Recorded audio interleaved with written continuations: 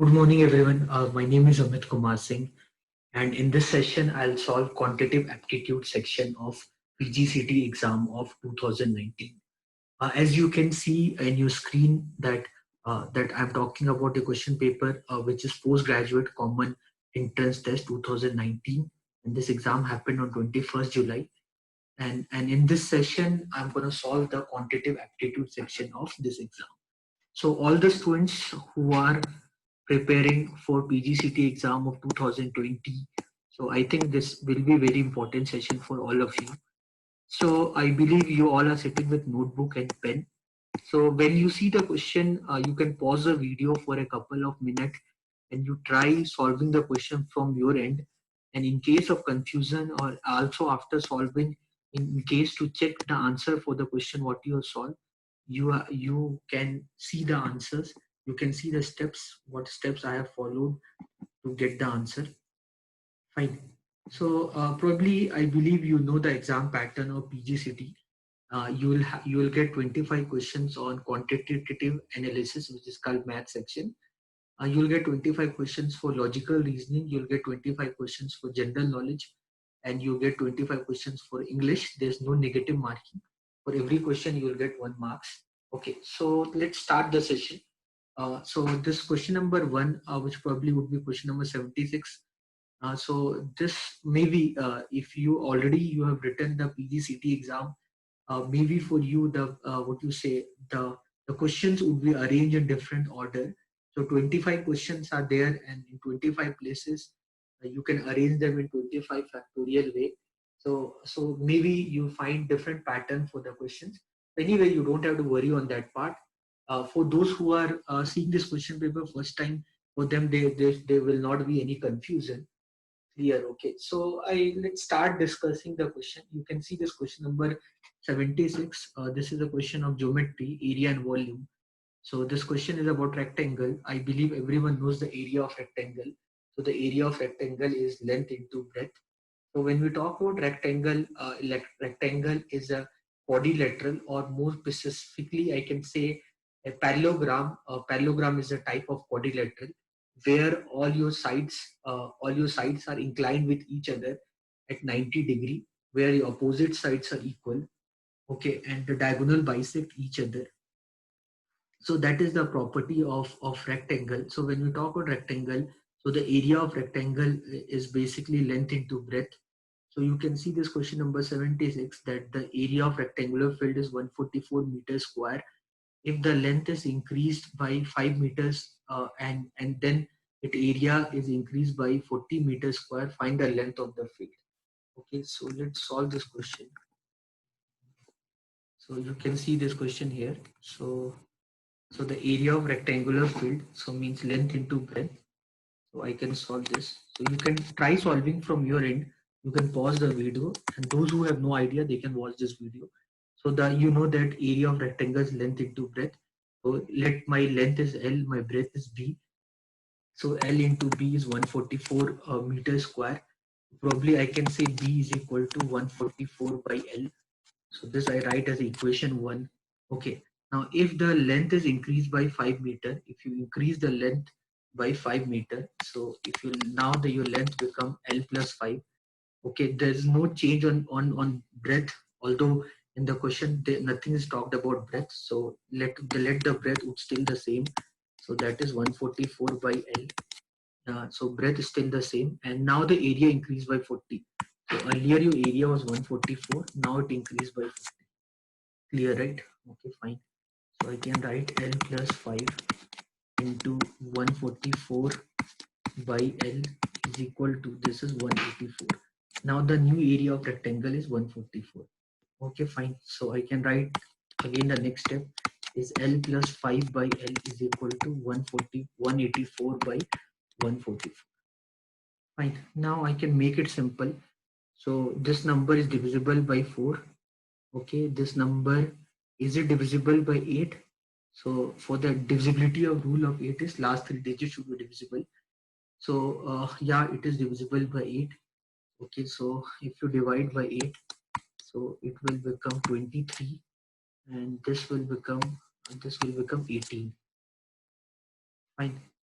So now I can write this as this. I can write as 1 plus 5 by L if I open that denominator. So this 23 by 18, 23 by 18 I can write as 1 plus 5 by 18.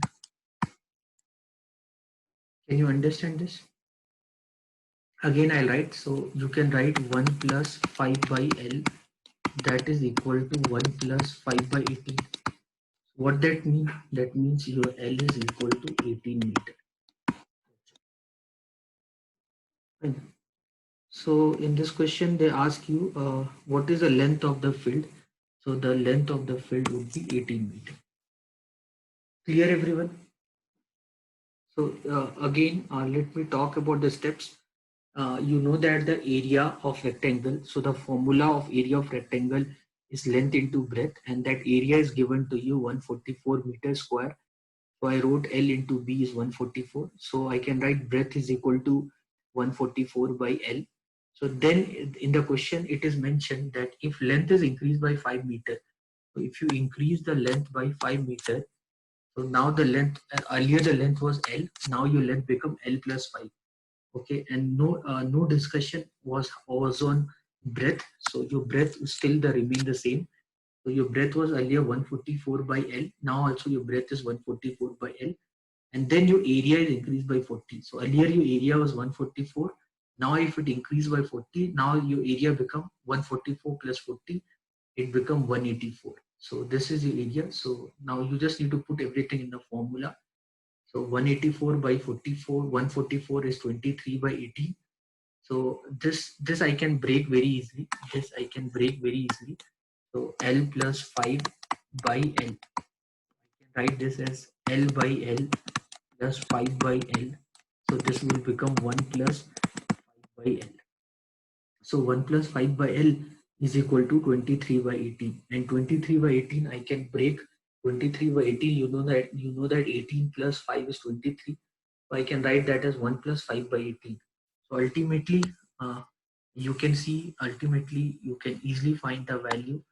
You can easily find the value of length. Your length is equal to 18. Clear everyone? Okay.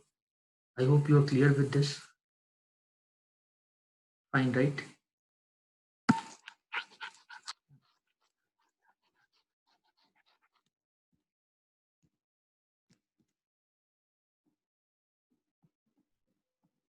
Okay. Now let's discuss the next question. So you can see the next question that the height and the radius of the base of a cone each increase by 100%. Find the what you have to find the volume of cone increased by. So your height and radius of the cone is increased by 100%. Okay, so you can next question number 77. So you know that about cone. You know about cone. When you talk about a cone, so you know that this is slant height. This slant height is equal to root of h square plus r square. I believe you have studied about geometry. So in geometry, you know about cone. So a cone contains the volume of the cone is 1/3 of the volume of cylinder. So if I ask you what is the volume of cone, so the formula of volume of cone is 1 by 3 pi r square h, where the volume of cylinder is pi r square h. So this is the volume of cone.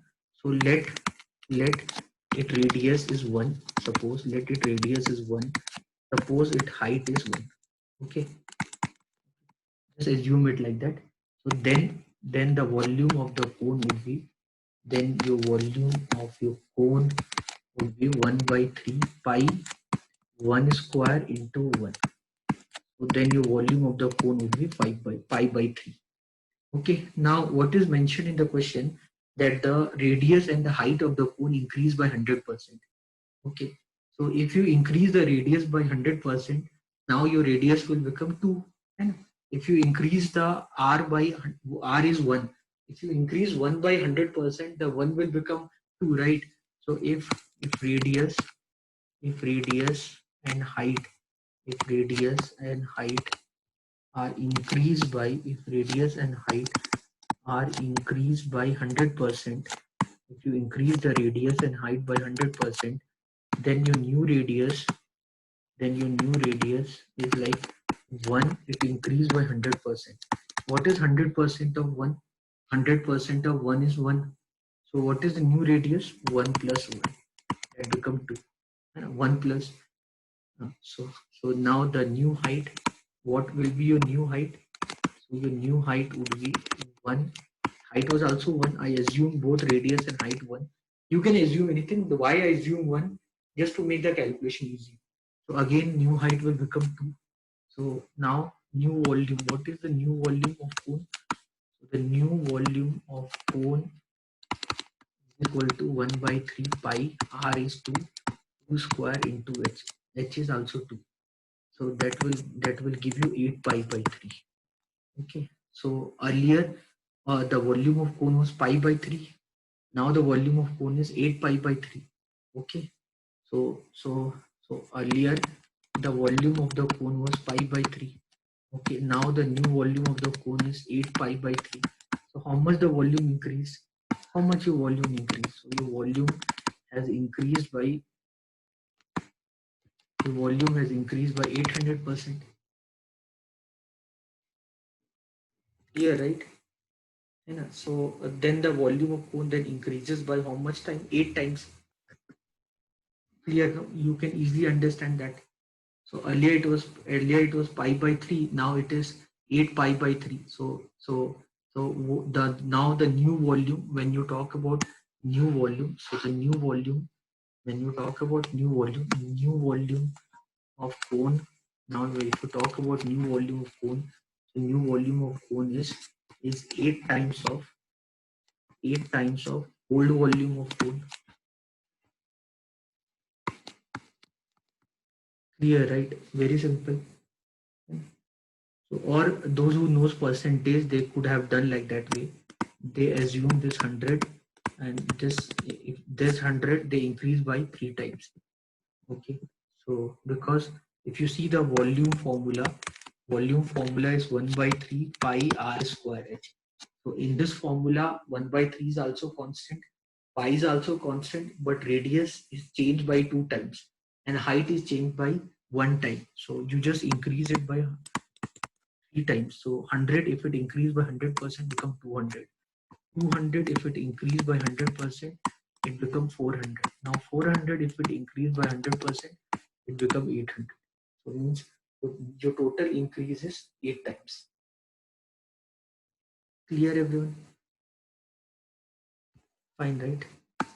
So now let's talk about question number 77.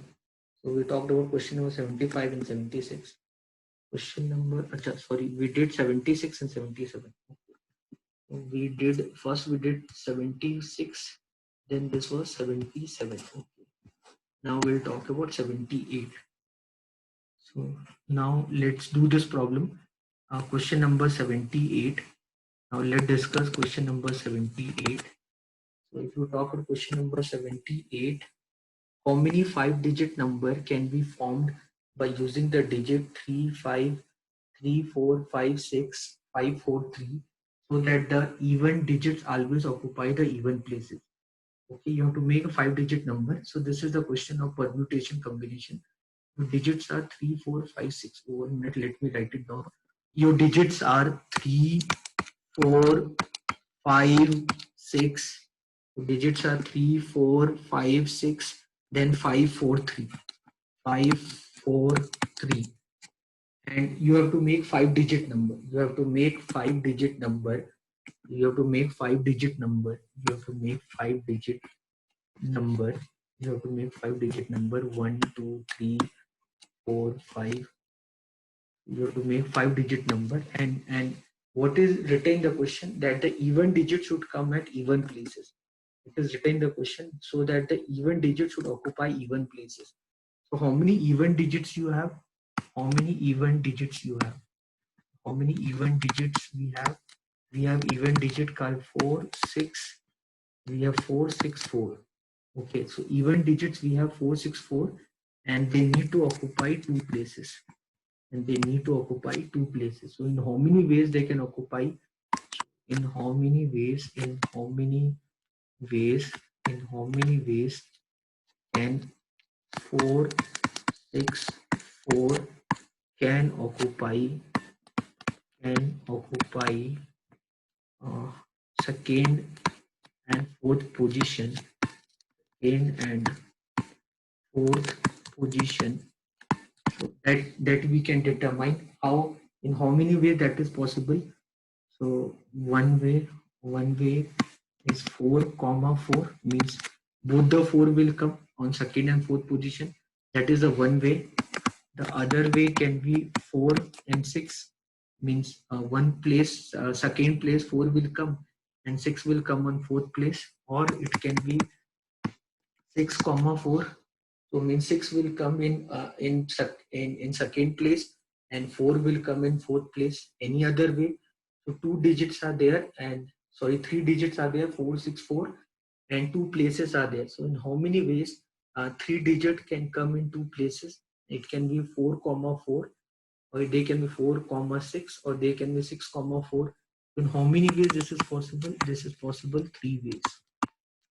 Okay, so this is possible in how many ways?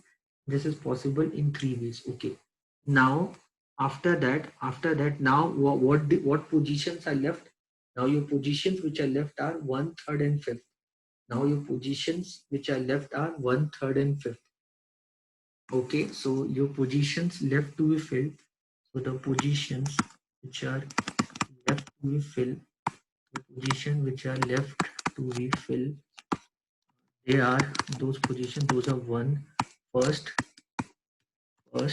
third, and fifth position. So these are the positions which are left to fill. How many digits you have? Digits left. Digits left.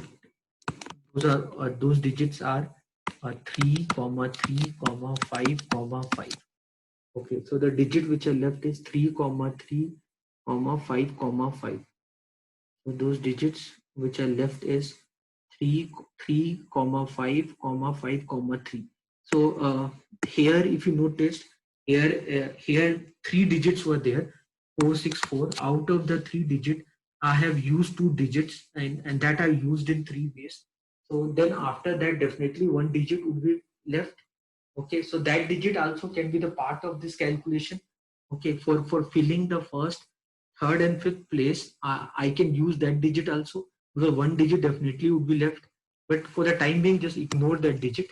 So suppose the digit which are left is a 3 comma 3 comma 5 comma 5, and these digits are basically you have four digits, 3 comma 3 comma 5 comma 5, and they need to put in how many places? Three place. They need to put in three place. Okay, first, third, and fifth place. Okay, so in how many ways this is possible? So this is possible in how many ways? So this is possible in how many ways this is possible? In how many ways you can do this? So you can do this. So imagine those can be 3 comma 3 comma 5. Okay, so this can be 3 comma 5 comma 3. Okay, so those three places. This can be 5 comma 5 comma 3 comma 3. So 2 3 I can take at a time, and 1 5. So with that I can make three cases. Similarly, if I take 2 5 and 1 3, so with that, how many cases can I make? 5 3 5. And how many cases can I make? I can make 6 cases with that. So three places are left and four digits are there. So with the four digits in three places, how many cases can I develop? I can develop 6 cases. Okay, so I can develop 6 cases like this. So this is possible in how many ways? This is possible in 6 ways. Okay, so now imagine if odd digit come in odd places and even digit come in even places. So imagine if, because that is not clear in the question, because in the question it is not mentioned about what about the even digit which left. So that is not cleared. So I'm assuming that in the question it is mentioned that even digit, I'm assuming that the even digits come in even places, even digit come in even places, and odd digits and odd digit come in odd places, and odd digit come in odd places, then the possible number of ways, are here. For the even at even place is 3 way, and odd at odd places is 6 way. So the possible number of ways is 3 into 6, that is 18 way. Okay, so the answer for that is 3 into 6, 18 way. So here you can see the option. So with the option you can see the 78 answer is for the by using the option you can say that 78 answer is 18 ways. This answer is 8 ways, 8 times. Hmm.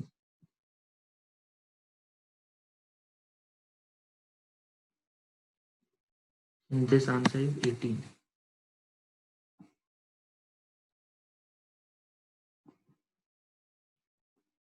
Hmm. Yeah, now if I think about the case, now imagine if I think of the case, case when when even even digit which was not used, which was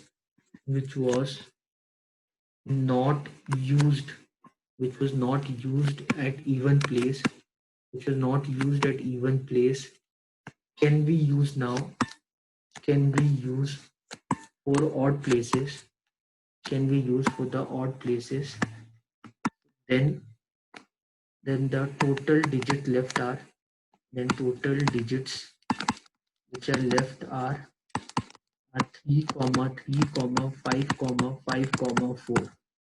Okay, so I can write this or I can write them like this: a a b b c. Okay, where I can write them like this also: a a b b c. Okay, so just assume like in place of 3 I just suppose a is 3 and b is 5 and c is 4. So so this I can write them like this way. So if I ask you in how many ways, in how many ways in how many ways can a b b c can occupy can occupy 3 places. So you can think like this. You can say a b, this is 3 way. Then you can say a c, that can be also 3 way. Okay, this is, I hope you understand, 3 factorial by 2 factorial, they're like that. So then if I ask you, so then I can say BBA, that is again 3 way. Then I can say BBC, that is also 3 way. Okay, so 3, 6, 9, 12, and then ABC. These all are 3 factorial, and this would be 3 factorial, that would be 6 ways. So the total number of ways 3, 6, 9, 12 plus 6, 18 way. Okay, so so 3, 6, 9, 18 way. So this is 18 way. Now, so now I can say, now in this way, now your answer would be, total number of ways would be, now your answer would be 18 into 3. Now possibly like this way, the answer should be 54.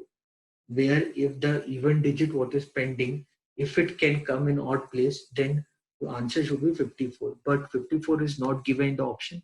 So I assume that the even digit come only in even place and odd digit should come in only in odd place. So with that, I'm saying the answer is 18. Fine, right?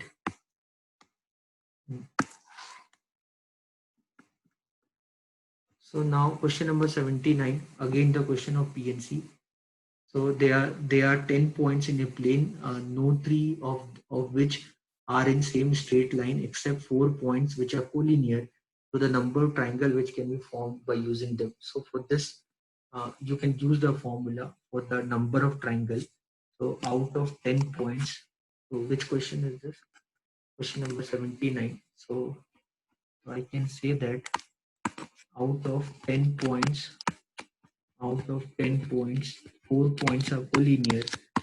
4 points are collinear. Out of 10 points, 4 points are collinear.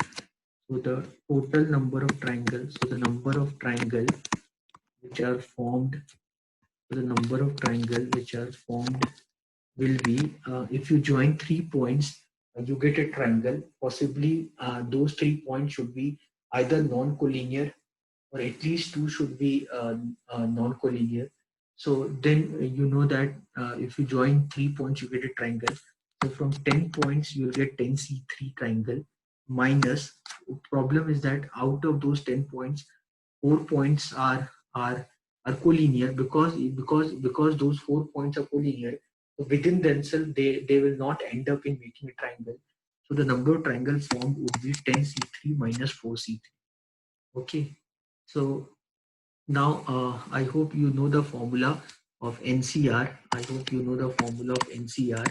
NCR is n factorial by r factorial into n minus r factorial.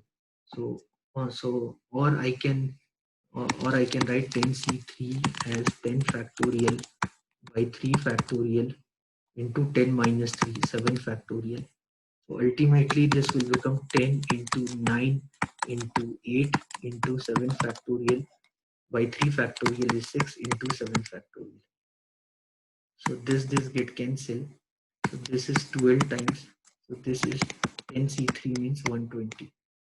So 10C3 means 120. So this would be 120 base, and 4C3 is 4 only. Okay, everyone knows NCR is equal to NCN minus R. Okay, so 4C3 is equal to 4C1, that is equal to 4 only. Okay, so your answer is 116 base. If you want, you can find that also, is not a big thing. You want, you say, if you're not confident on that, you can write 4C3, that is 4 factorial by 3 factorial into 4 minus 3 factorial, that will give you 4 factorial by 3 factorial into 1 factorial. 4 factorial you can write as 4 into 3 factorial by 3 factorial. So you get the answer called 4 only.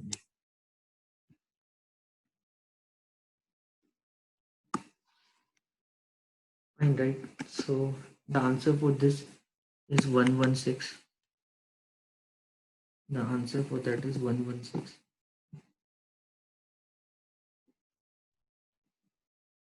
So this question, question number 80 is based on probability. So, you should know this formula called odd in favor. So odd in favor formula is favorable case divided by total case. Total means favorable plus unfavorable. So odd in favor means, when I talk about odd in favor, the formula of odd in favor is favorable by total. Sorry, the odd in favor. You 1 minute. Sorry.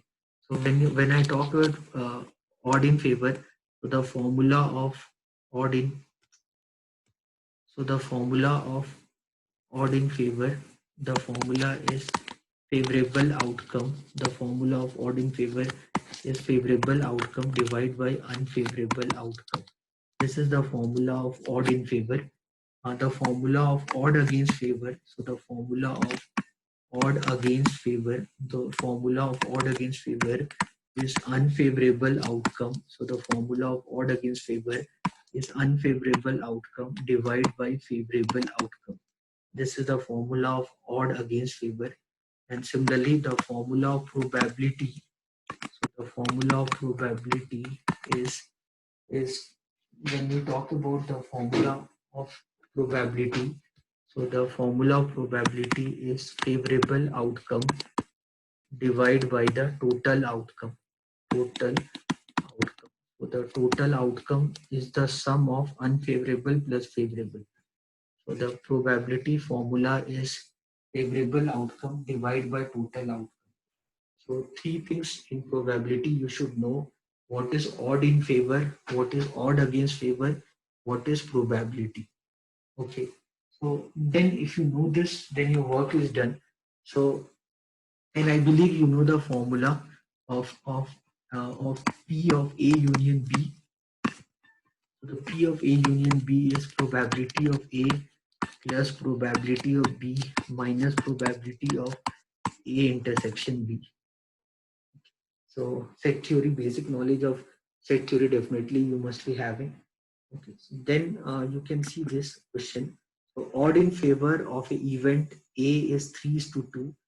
So if your odd in favor is 3:2, you understand your odd in favor, your odd in favor, your if your odd in favor is 3:2, if your odd in favor is 3:2, it means your favorable outcome is 3x and your unfavorable outcome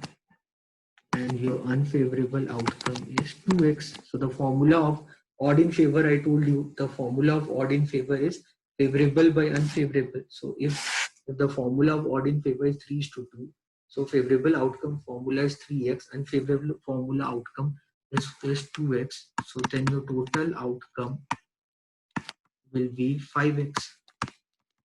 Okay, so what is the probability of A? So the probability, if I ask you probability, what is your probability of A? So that would be 3/5. Simple. Okay. So the odd in favor of event A is 3:2. Means probability of event A is 3/5. Similarly, similarly that of another event B is 5:4. Similarly, if you use the same logic, so the probability of event B, similarly the probability of event B, that would be if the odd in favor is 5:4, then your probability would be 5/9. Simple. Okay. Now next thing is that so they are independent event. Next thing, the word is independent. So they are independent event. So they are independent event. So if they are independent event, I believe you know that. So if they are independent events, so for independent events, so for independent events, probability for independent event, probability of A intersection B is equal to probability of A into probability of B. Okay. So now, if I ask you, the question is that what is the probability that at least one of the two event happens? So whenever you say at least, no, at least one of the events happen. At least whenever you say at least one of the two event happens, at least means union. At least means either A or either B. Okay, so when you talk about at least, so what do you mean by at least? At least means either of one of the event happens. So when you talk about at least, so basically in the case of at least, whenever you talk about at least, that either A happens, so either B happens, and then minus both of them happens. So you can use that logic here. So at least one of the event happens. So probability that at least one of the event happens means they're asking you the union. So at least one of the event happens. So at least one of the event happens. So when you talk about at least one of the event happens, so means they are asking you actually the probability of A union B. So I believe you know that probability of A union B is nothing but 1 minus probability that neither A happens intersection of neither B happens. You can do like this, or you can write this as probability of A union B is probability of A plus probability of B minus probability of A intersection B. Okay, so you can write this formula. You can write down this formula. So if you write down this formula, then your work would be very easy. So here you know that probability of A, you know that your probability of A is 3/5. Your probability of A is 3/5, and your probability of B is 5/9, and your probability of B is 5/9. So if I ask you probability of A union B, if I ask you probability of A union B, so probability of A union B, that would be 3 by 5 plus 5 by 9 minus, you know that independent event, so this would be minus 3 by 5 into 5 by 9. So means both of them. So that 3 by 5 plus 5 by 9 minus 3 by 5 into 5 by 9. So this is the answer. Answer is option A. So basically, if you draw a Venn diagram, so this is Venn diagram. So this is the probability that A happens. This is the probability that B happens, and this is basically the case when both A and B happens. When this all together, this all together is basically called as A union B. Okay, and there would be something which is outside this. If this is a universal set, so there would be something which is outside this, that is neither A, neither B, neither A, neither B. So the sum total of that is 1. The sum total of this is 1. So in this universe, the sum total of this, sum total of at least one of the two happens, or neither of them happens, that is 1. This is a universal set. So if so depends on the question, whatever is being asked, you can use your logic to get the answer for the question. Clear, right?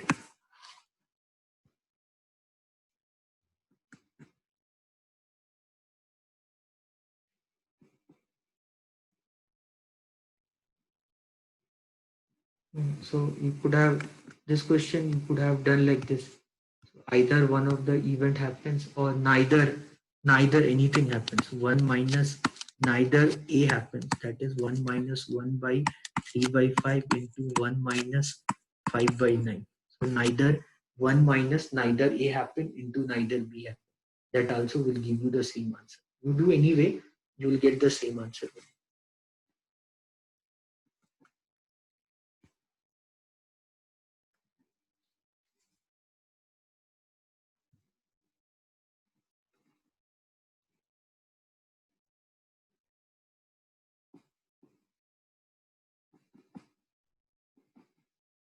Question number 20, question number 81.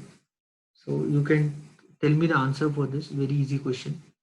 So 2 to the power 9 plus 2 to the power 9 plus 2 to the power 9, very easy question.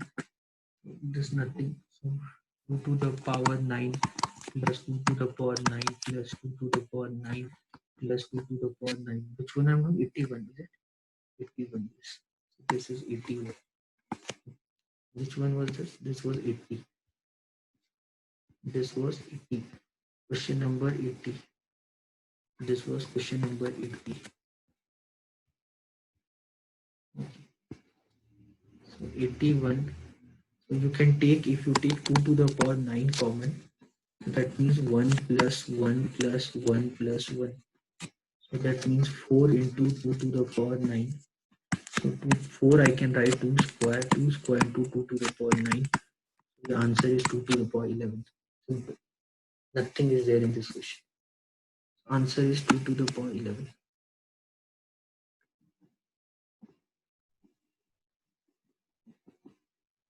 Now read question number 82.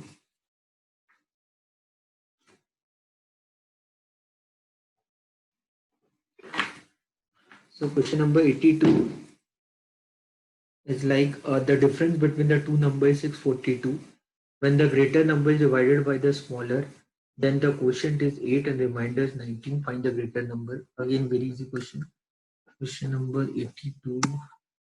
You know the formula that your dividend is equal to, divisor,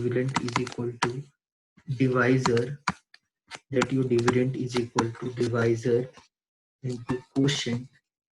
You know the formula that your dividend is equal to divisor into quotient plus remainder. So you know the formula that your dividend is equal to divisor into quotient plus remainder. You know this formula. So the difference between the two number is 642. when the greater number is divided by smaller number. So let the greater number, so so so when the greater number is divided by the smaller number, then the greater number is your dividend and your smaller number is divisor. Okay, so let a minus b is equal to 640. Let a minus b is equal to 642.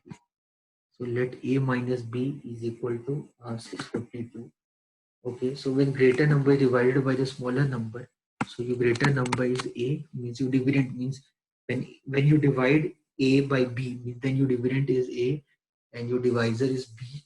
So your quotient, your quotient is 8. Your quotient is 8, and your remainder is 19. So this is your question. So a is equal to 8b plus 19. This is your equation. So your a is equal to 8b plus 19. Okay, so here find the greater number. Okay, so you got, so in place of a I can write 8b plus 19 minus b is equal to 642. So 1 minute. So you know this is given in the question. This is given in the question. It is given already in the question that a minus b is equal to 642. This is given in the question that your a minus b is equal to 642. Okay, so in place of a, I can write 8b plus 19 minus b is equal to 642, means 7b is equal to 642 minus 19. So 7b is equal to that is 621. So this is 623. So b is equal to 7 8s are 56, then 9s are. So then your b is equal to 89, and your a, what is your a? A is 8b plus 19. What is your a? A is 8b plus 19. So your a is equal to 8 into 89 plus 19. So the value of a is 72, 7 carry. 64 plus 7 is 71 plus 19. That is 731. Then your greater number is 731. Very simple.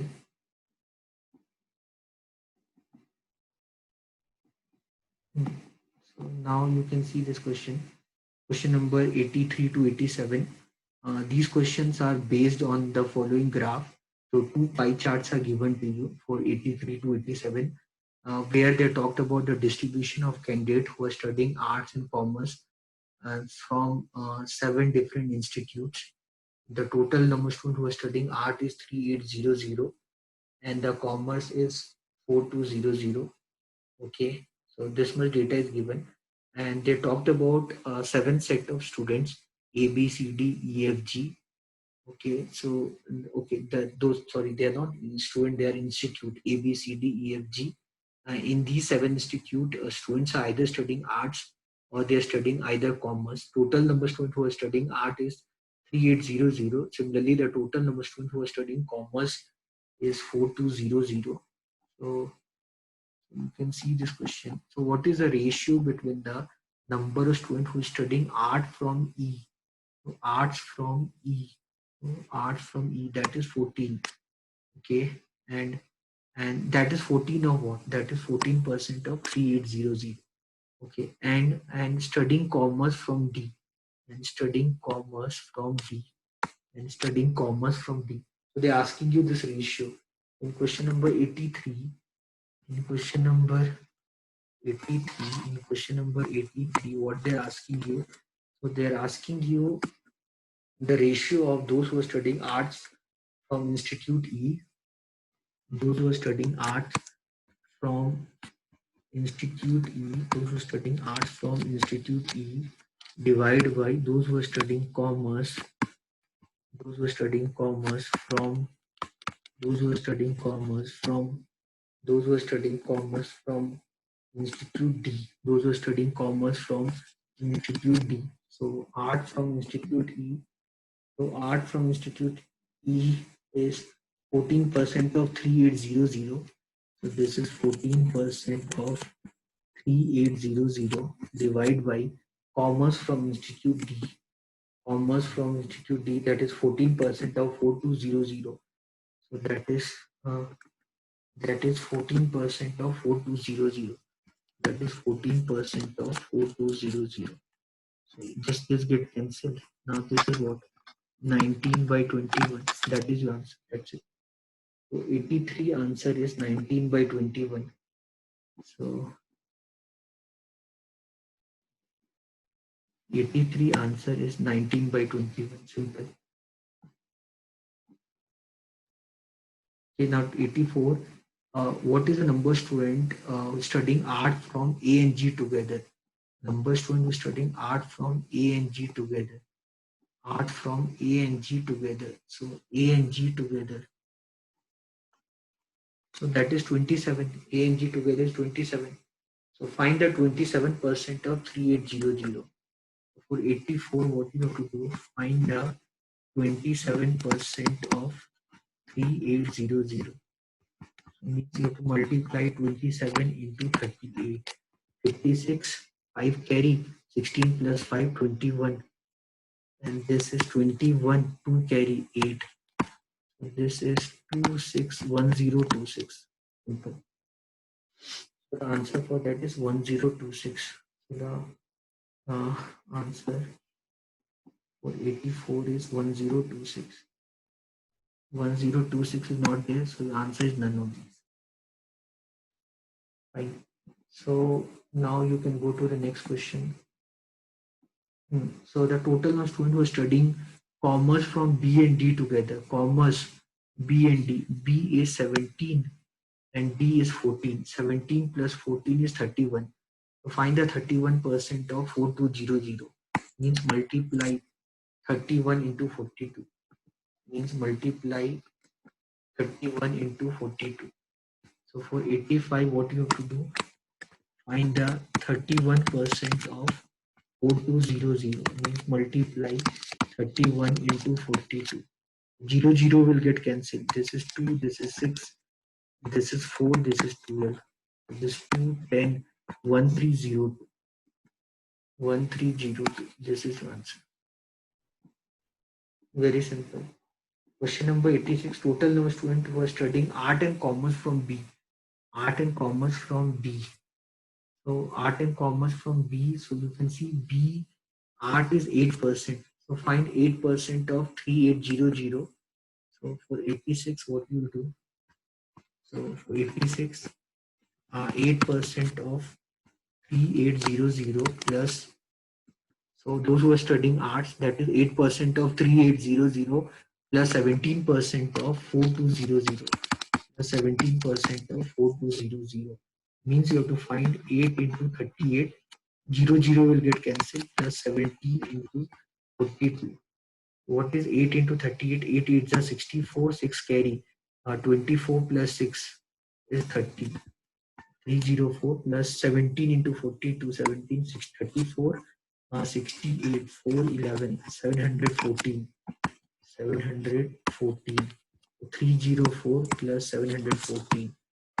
That is 1018. That is 1018. 86 answer is 1018. 86 answer is 1018. Okay. Question number 87. What is the ratio between the number student studying art and commerce from E? What is the ratio? Achha, they are asking you the ratio of student studying art from E sorry, then the ratio of number of students studying art and commerce from E. Art from E divided by commerce from E.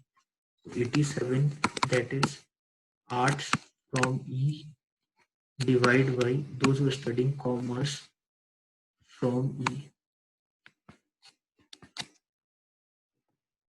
Number ratio number arts from E divided by commerce from E. E that is 14% of 3800. 14% of 3800 divide by commas from E. 18% of 4200. 18% of 4200. Okay, so this is what, this is 7 by 9, and this is what, 19 by 21.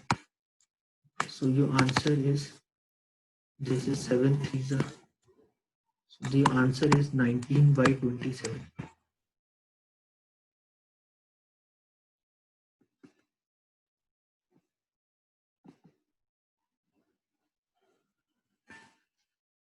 So your answer is 19 by 27.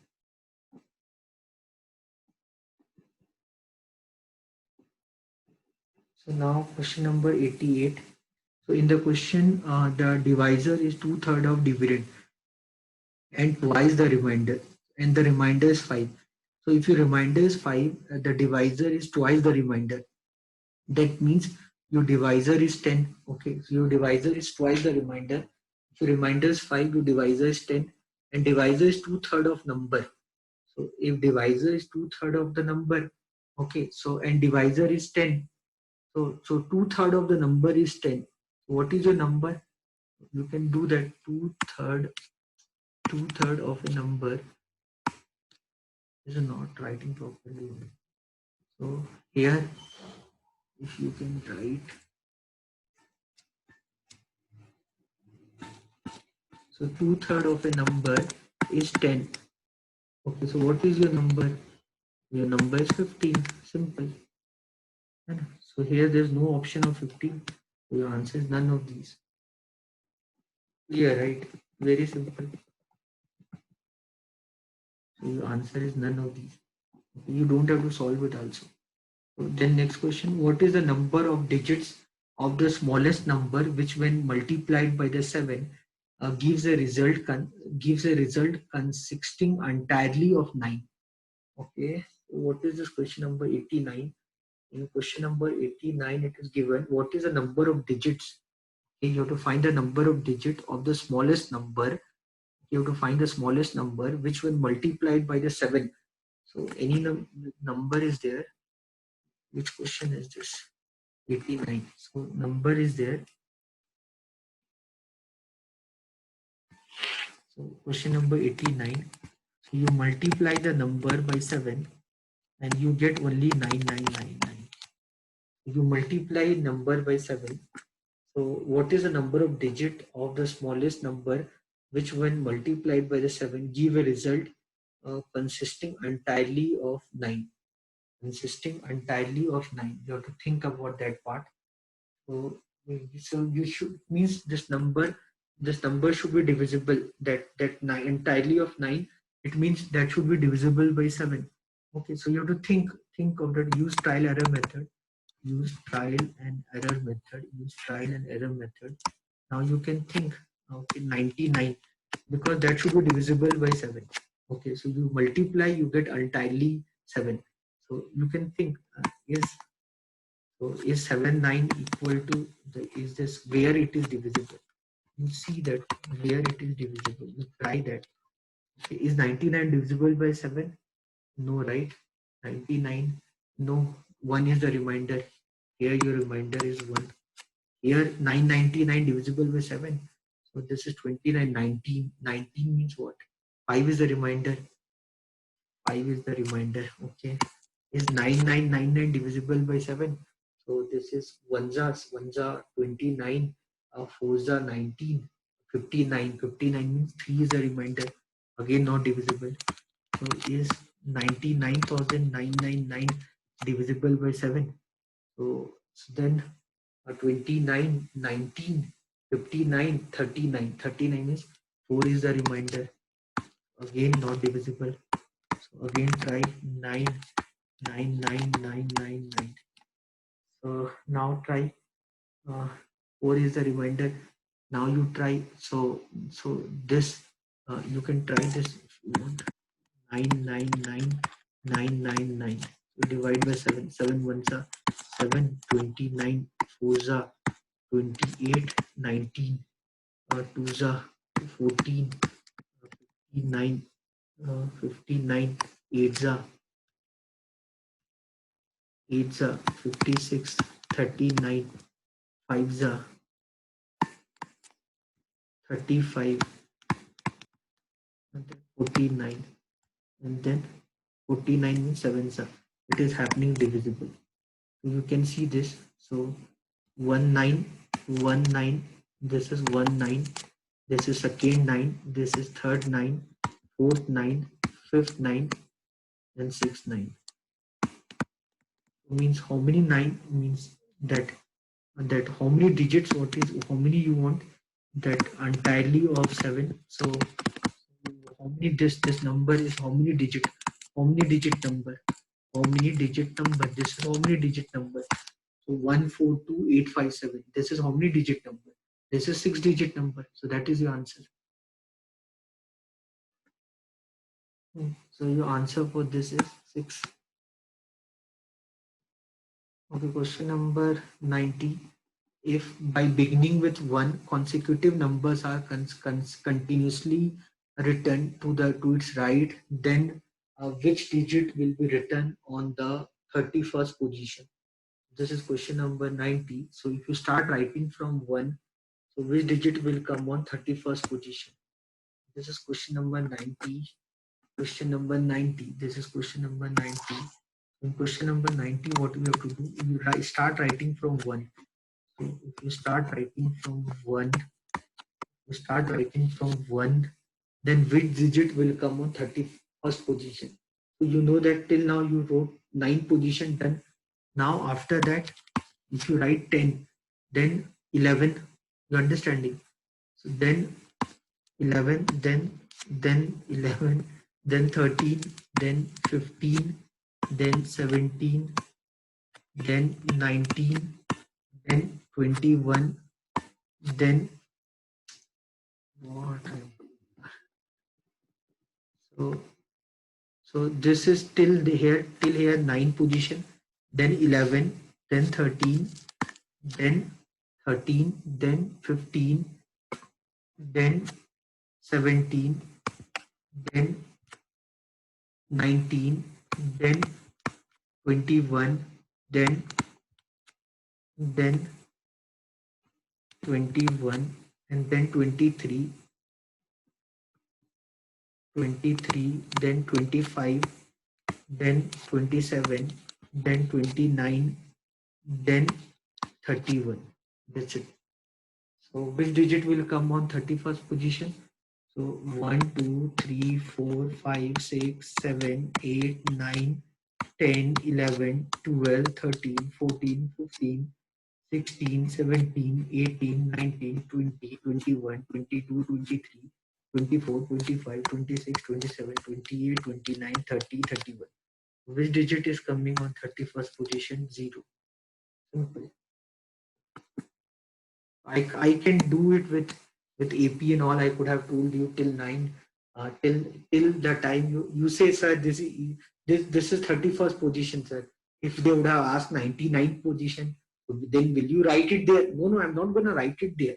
But what we can use our brain. We know that till 9 digit we can use our brain. We can say that till 9 digit, how many places occupied? 9 places occupied. Okay. Now from 10 to 99, you know that 2 places will be occupied. You know that 2 places will be occupied.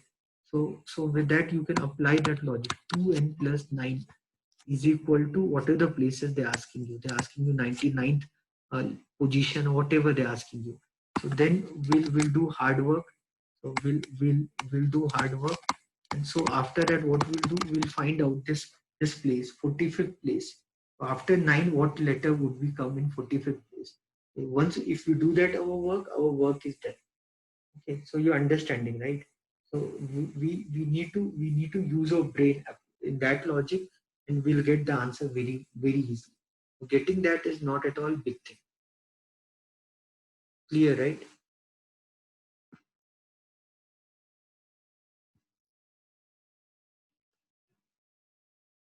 And so then till 99, the two places will be occupied every time. Then after 99, then it would be three places at a time. Then it would be three places at a time from 100. Okay, so you can use trial error. The better way would be to use trial error. That way, if you do, you can get a better picture for the question. For the question, you can get a better picture. You're understanding, right?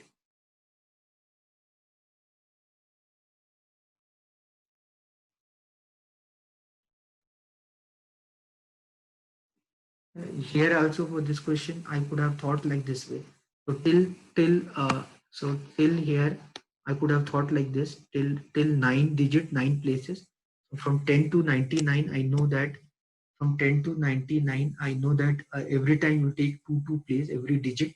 So every digit will take two place. So 2n plus 9 is equal to 31. I can write 2n is equal to 22. So n is equal to 11. So what I need to do, I need to think the 11th digit. What is the 11th digit from 1 to 9? So 9 digit done. 9 digit done. And then after that from 10, I have to think of the 11th digit. So from 10th, I have to think about the 11th digit. So from 10th, if I think of the 11th digit, that 11th digit would be 21. So 11, 10, 11, 12, 13, 14, 15, 16, 17, 18, 19, 20. If you see 1, 2, 1, 2, 3, 4, 5, 6, 7, 8, 9, 10, 11. So your 11th digit is 10 only. You're understanding, right? So you can easily find out that value. So you just need to add this. So if I ask you 99th digit, if I ask you uh, if I ask you which 99th position, imagine if I would have asked you 99th position. If I would have asked you 99th position, which digit will come on 99th position, then you would have applied the same formula. 2n plus 9 is equal to 99. So n is equal to 45. So you have to do n is equal to 45. So once you get that 45, so from 10th, you have to think the digit which will come in 45th position. From 10th, you have to think of the digit. From 10th, you have to think of the digit which will come on 45th position. So you have to think the digit after 10th, you have to think of the digit which will come on 45th position. Now you think how I got 20. Now, if you're getting confused with that part, think how I got 20 from this. Here you get 11, here you get 10. How I got 20. So what I did, so if I do 11 plus 10 and minus 1, I got the answer. Clear, right? So imagine if I ask you seven digit. Imagine if I ask you seven digit, something like that. If you n is 7, so 7 plus 10, 17 minus 1, so 16. That is your answer. So here what you'll do, add 45 plus 10. 45 plus 10 is 45 plus 10 is what? 45 plus 10 is 55. 55 minus 1, 54. So your digit would be 54. So your digit, the number would be 54. So the unit place of the digit would be 4. So you're understanding. So that logic you can use for that. So in that case, your answer would be 4. Okay, so from 10, if you start writing, then your 45th number. Then if you start writing, then your 45th number would be 54, and the unit digit of that would be 4. Clear, right? You want, we can prove it through Excel or something.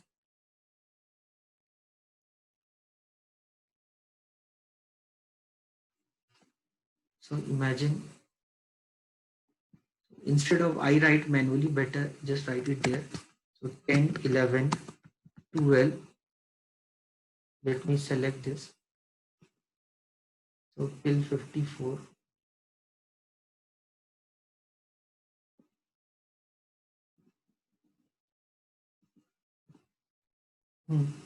Now if I see the count of this,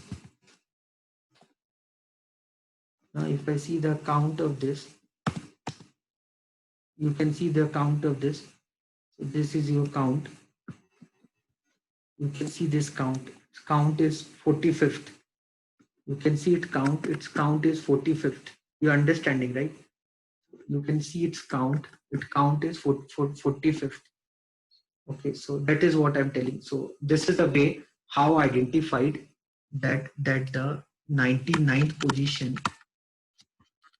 will be occupied by the number where the would be 4, 98 would be 5. Okay, so if you so that way if you do, you can get easily these values. You understand? So this is 45 numbers are there. I did the count. Then 45 into 2.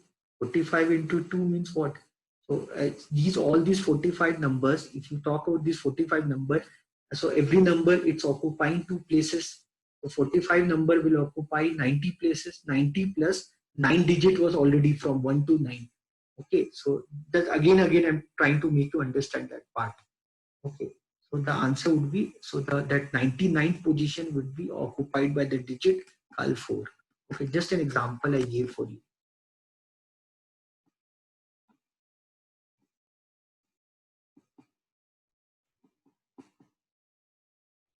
So this is question number 92, simplified form of this. So x by y plus y by x to the power minus 1. So this is x by y plus y by x to the power minus 1. So this is the ask. You can take LCM, x and y LCM. So this would be x square plus y square to the power minus 1. So inverse of this would be xy by x square plus y square. You can see this. So the inverse of this xy by x square by y square. So the inverse of that is xy by x square by y square. Okay.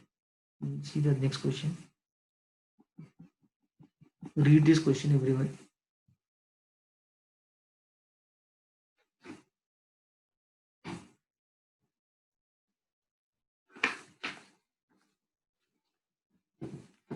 Everyone, please read this question. So Naresh's monthly income is 30% more than Raghu, and Raghu monthly income is 20% less than Vishal. Okay, so I'll start with Vishal. So let Vishal monthly income is anything. So let so which question I'm doing? Which question is this? This is 93. So 93 is let Vishal monthly income. Let Vishal monthly income is M. Okay. So what they mentioned in the problem, Raghu monthly income is 20% less than Vishal. So then Raghu income would be 20% less, means 0.8 M. And Naresh is 30% more than Raghu. So Naresh monthly income is 30% more, means 1.3. 30% more, 30% more. You can find. So 13 8 is 10, 13 8 is 104. So Naresh monthly income. So the monthly income of Naresh is 30% more. So with that, you can find the value that Naresh monthly income would be 1.04 M. Okay. Now the difference between monthly income of Naresh and Vishal is 800. So Naresh and Vishal, Naresh is 1.04 M. Vishal is M, and the difference is given to you as 800. The difference is given to you 800.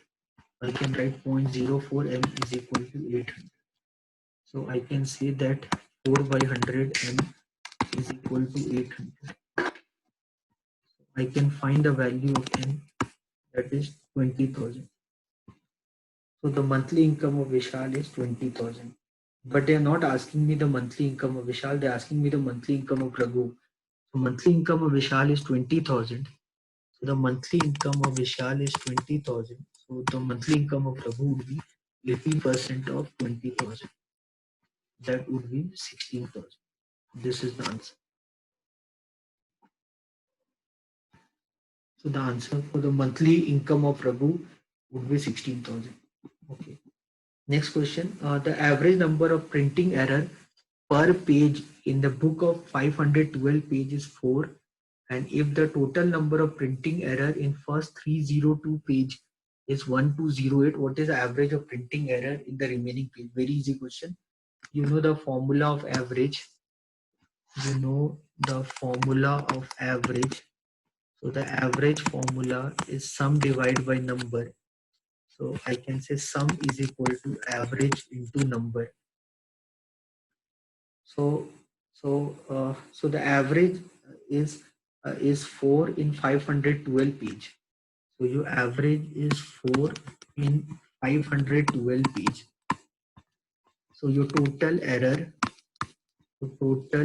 would be 8420. So your total error would be 2048 in 512 page. Okay. Then what is mentioned in the question, that if the total number of error is in 302 pages 1208. So if 1208 is the error in how many pages? In 302 pages. So in 302 pages. So how many pages are left? So how many left? So how many are left? This is 0, 1, 2. 210 pages are left. And then the error would be, remaining error would be 0, 4, and this would be 8. 840 error. 840 error in 210 page. Okay, so average per error. So the average error per page. Average error per page would be 840 by 210, and that would be 4 error. Simple. Very easy question on average. You can do it very easily.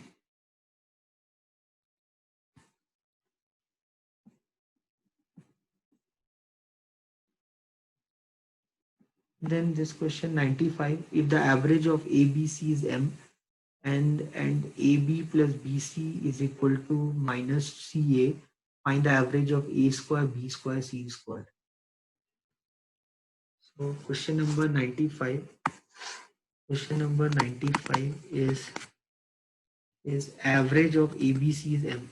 So the formula of average, total sum divided by number. So average of ABC is M. I can say A plus B plus C is equal to 3M. Okay. Then and AB plus BC, and it is given that AB plus BC is equal to minus CA. It is given AB plus BC is equal to minus CA. So I can say that AB plus BC plus CA is equal to 0. And I can say this. So I can say AB plus BC plus CA is equal to 0. But they're asking me the average of A square, B square, and C square. They're asking me the average of A square, B square plus C square. They're asking me the average. This they're asking me. So I believe you know the formula of A plus B plus C whole square. So A plus B plus C whole square formula. So this would be know the formula of AB plus BC plus CA. So you can write this. So the A plus B plus C whole square formula is A square plus B square plus C square plus 2AB plus 2BC plus 2CA. And you know that AB plus BC plus CA is equal to 0. You know this, and you know this A plus B plus C is 3M. So if I write it here, so A square plus B square plus C square by 3. So in place of this A plus B plus C, I can write M. This is 0, 2 into 0 divided by 3. So this is 9M square divided by 3. So the answer is 3M square.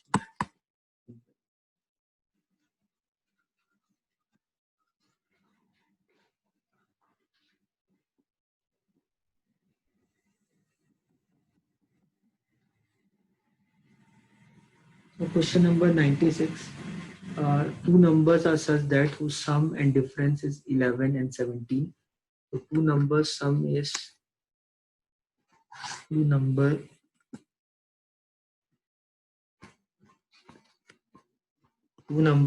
is 11 and their difference is 7. The two numbers sum is 11 and the difference is 7. So I can say 2a is equal to 18, a is equal to 9, and b is equal to 9 minus 7, 2. Okay. 9 plus 2, 11. Okay, so they're asking you the difference between their cubes. So they're asking me a cube minus b cube. They're asking me 9 cube minus 2 cube. 9 cube is 729 and 2 cube is 8. So the difference is 721.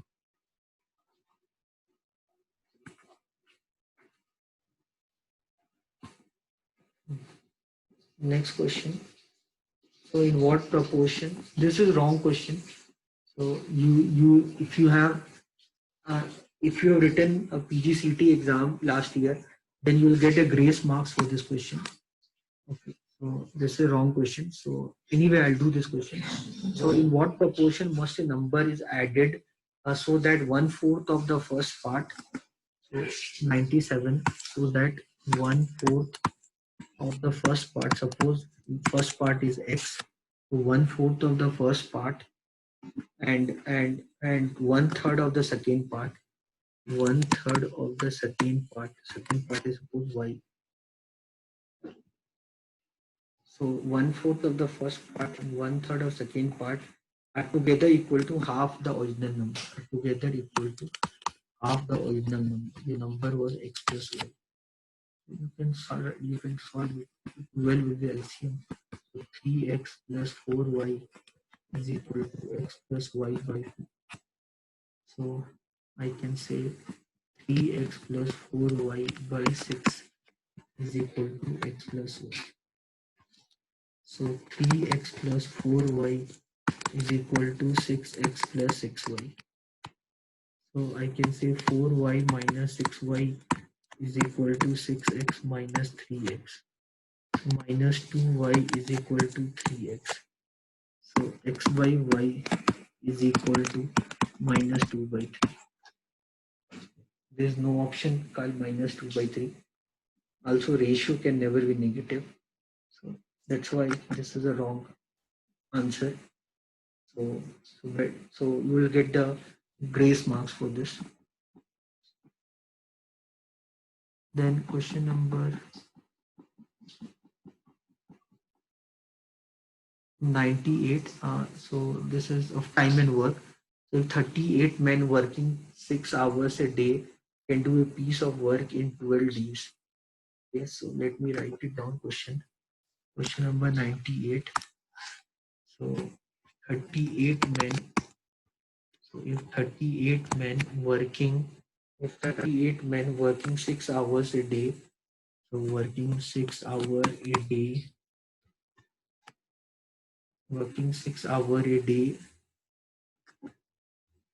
can do a piece of work in 12 days, can do a piece of work in 12 days.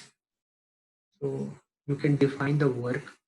So what is the work? Work is equal to men into days. So you can define the work. Work is that the 38 men has worked for 12 days and every day they work for 6 hours. This much is the work. So this is your work. So this is your work.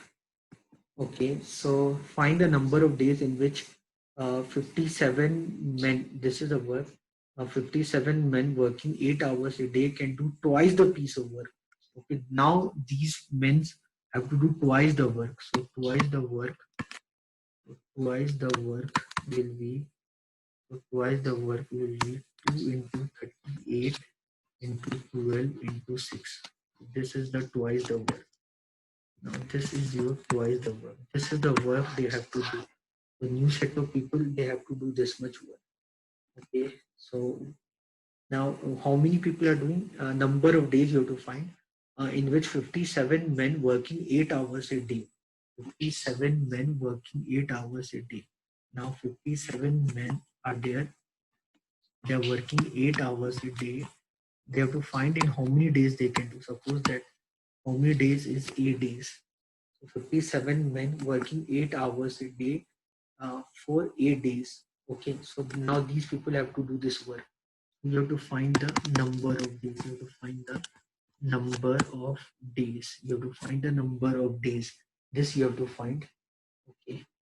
Then it is given that suppose the two men of the first set of as much work. So two men of the first set can do as much work. So now they're talking efficiency. Okay, so the efficiency of the first set of people. Maybe these are two different set of people. Maybe one set of people are living in Africa, the another set of people are living in Europe, whatever. So these are the first set of the work. So this is one set of the work. So imagine what kind of men are there. Some men are there. So maybe they are African or whatever. So it is given. So those people, so those two men can do it. How much those two men do in? Suppose that the two men of first set can do as much work in 1 hour. Okay, they're talking about hour. Okay, so first set of the men, it is given that first set of men, it is given, it is given that first set of men. So that the first set of people, maybe those men are African men or whatever. So the two men can, a first set can do as much work in 1 hour. So the efficiency is given. So they will do that much work in 1 hour. Okay, so that much they do. That three men can of second set do in 1.5 hours. So three men of second set do in 1.5 hours. This is term of efficiency. So the efficiency of one, this I'm comparing with the efficiency of second set of men. Okay, so this I'm talking the term of efficiency. So the efficiency is that these people, so this men into hour of that is equal to 4.5 men hour. So you can understand that first set of people. So you can understand that 1 man hour of first set of people is equal to 4.5 divided by 2. 2.25 means 9 by 4. 9 by 4 men hour. You can say that efficiency of first set of men is equal to 9 by 4 times of efficiency of second set of men. So your efficiency again will affect your work. Your efficiency again will affect the work. Okay, so if you are more efficient, you will take less time. If you're less efficient, you will take more time. Correct, right? So here you can easily see that the efficiency of first set of men, you know that efficiency of first set of men, first set of men is is is 2.25 times of efficiency of second set of men. Efficiency of second set of men. Second set of men. So if you talk in that term of efficiency, so better is your efficiency, less number of days you take. Less is the efficiency, more number of days. But anyway, if you talk about work for second set of people, their work is this much. This is much is their work. Now, if I compare the work in the term of efficiency, because now here I talked about this work, where I talked about the efficiency with first set of men. Now, if I have to think in the second set of men efficiency, so then the total work, if I talking in the efficiency of second set, the total work for the second set of men, for the second set of men, that is now, then you have to come, you have to think about efficiency also, because they have less efficiency, so they're going to take more time also. That would be 9 by 4 times of whatever the work is given. So 2 into 38 into 72. 2 into 38 into 72. So 2 into 38 into 12 6 72. This much is the work. So this much is the work they have to do, men in today. So how many men are there? 57 men are there. And how many men are there? 57 men are there, and they are working 8 hours a day. They are working 8 hours a day. And suppose the number of days is D. They have to do this much work. 9 by 4 of 2 into 38 into 72. Okay. So you know that 19 threes are 57, 19 twos are 38. Okay. This all get cancelled. This is 9 nines are 9, 8 nines are 72. This is 3 threes are. So you can find the days. Day is equal to 3 into 9, 27 days. You have to solve this. So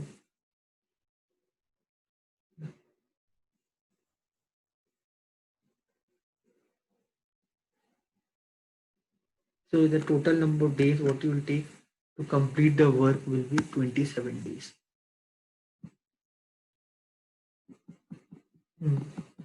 Now question number 99.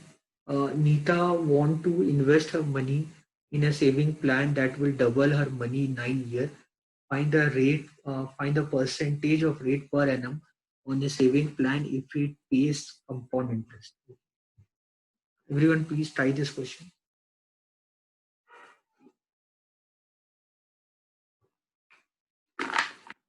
So this is actually a wrong question. You will get a grace marks for this.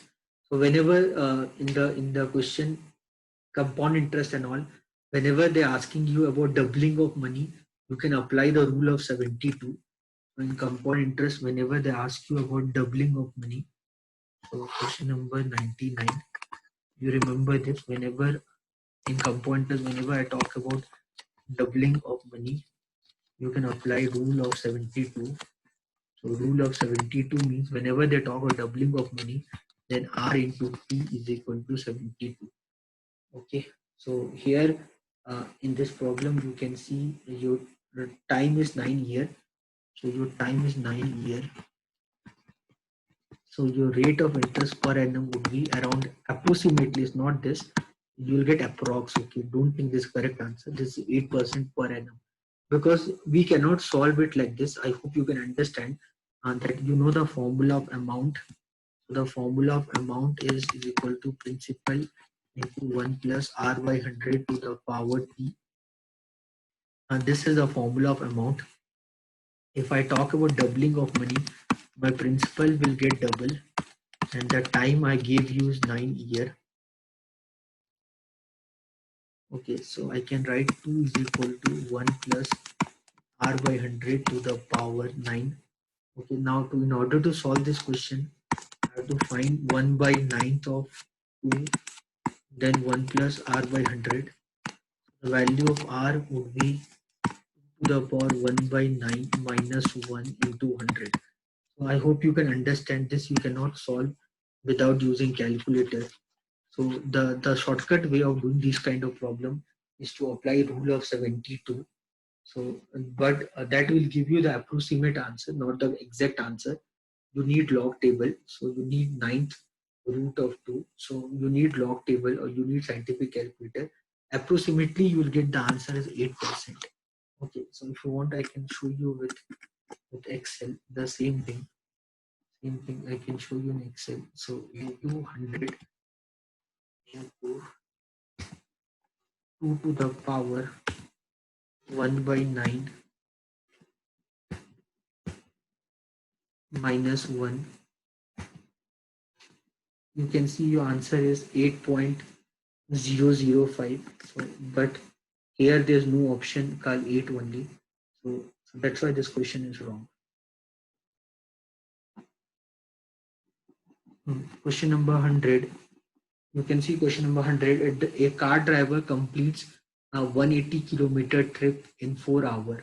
So 180-kilometer trip in 4 hours. Question number 100. So a car driver, question number 100, a car driver completes a 180-kilometer trip in 4 hours. So if this is the distance, this is the time. The car driver completes 180-kilometer trip in 4 hours. If we average 50 kilometer per hour during the first 3 hours, if we average, so here you if you want you can find the average speed. So your average speed is how much? 45 Forza. Your average speed is 45 kilometer per hour. So here what they mention here, if we average 50 kilometer per hour in 3 hours. So if we average 50 kilometer per hour in 3 hours, what is the distance you would have covered? You have covered the distance called 150. Okay. So what is the speed for the final hour? So how many distance you have to cover now? You have to cover 30 kilometer in 1 hour. So what should be a speed? It should be 30 kilometer per hour. Very simple. Okay. So I hope guys you enjoyed this session. So we had done 25 questions on quant. The level of questions are very easy. So no questions are difficult. All questions are very easy. So the reason of developing this set of video is to just to create a feeling of motivation in your mind that if you are trying PGCT exam this year, I want to tell you with my experience and knowledge that you can do it very easily. So the questions are not at all difficult. You need to have basic knowledge about all concepts on mathematics. When you talk about quantitative aptitude, when I talk about quantitative aptitude, probably 1 minute. So if I talk about quantitative aptitude, so you have to go through lot of portions. So go through lot of portions in quantitative aptitude, either that concept on Vedic maths, speed mathematics, or Vedic maths. So you have to go through Vedic maths to understand the speed maths calculation. So like 5 square is 25, then 15 square is 225, then 25 square is 625. What is 45 square? That would be 2025. 65 square, that would be 4225.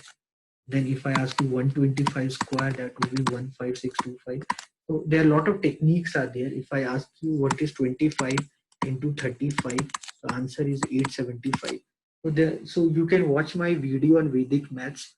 So you can watch my video on Vedic maths. So if you go to YouTube and type Amit Kumar Singh in YouTube, if you type Amit Kumar Singh in YouTube, you'll get a lot of videos on Vedic maths developed by me, where I talked about Vedic math principles, which we can use in squaring, cubing, multiplications, and all. So I hope that will serve your objective. For percentage, profit and loss, SICI, also I have made a video. Please go and watch that my video for all the topics. Either it is time and work, time, speed and distance, clocks and calendars, number system, set theory, permutation, combination, probability, geometry, trigonometry, linear equation, quadratic equation, your silogs, your puzzles, coding, decoding, DI. So I have developed video. You can go through these videos. It will definitely will help you in your preparation of PGCT exam. If you have any questions to be asked, you can write your question. You can mail me your question in the mail ID called amitSingh0105@gmail.com. If you have any doubt in maths, you can mail me your doubt uh, on this mail ID amitSingh0105@gmail.com. So I'll try to help you with any kinds of doubts if you have. At the last, I can end my session with the equation of y equal to x square. So this is the equation of y equal to x square. So at the end, I can say, so at the end, I can end my session with the equation like of mathematics. This is the equation of y equal to x square. This is the equation of y equal to modulus of x. So let's just remember everyone. Let's make sure you and we both will make sure that you will clear your PGCT exam very well. So it's time to say goodbye to all of you. Thank you everyone. Bye.